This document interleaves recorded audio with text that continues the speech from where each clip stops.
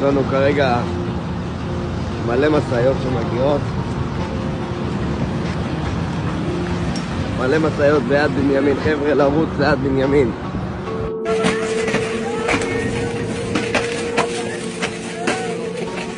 הגענו לפה לחסימה, צומת נחוסה, לצערנו מסעיות עברו, לא הצלחנו למנוע אותם, אבל כל אחד שהגיע לפה הוא גיבור, ואנחנו ביחד מנצחים את האויב, ויש מחר עוד חסימות ועוד חסימות.